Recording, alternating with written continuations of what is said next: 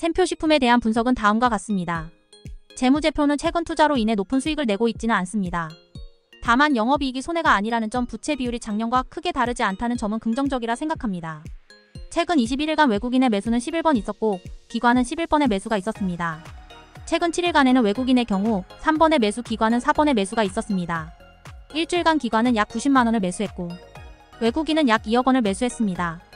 샘표식품에 대한 최근 뉴스는 다음과 같습니다.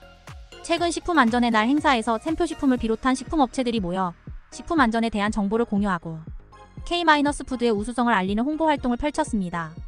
이를 통해 식품안전에 대한 국민 공감대를 확산하고 건강한 사회를 만들어가는 데 기여하고자 했습니다.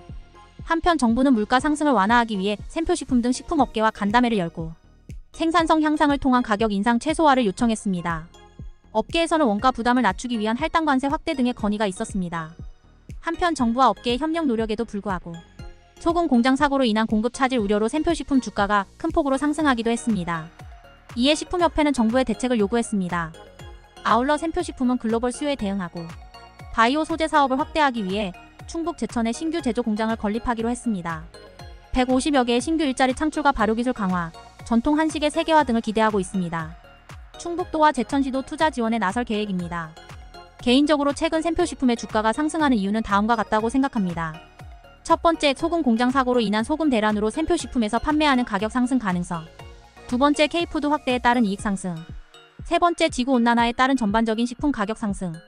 최근 외국인의 매수가 지속적으로 이루어지고 있는 점. 차트가 안정적으로 이평선 위에 있는 점. 그리고 위와 같은 호재가 아직 존재하는 점을 미루어 보아 매력적인 주식이라고 생각합니다.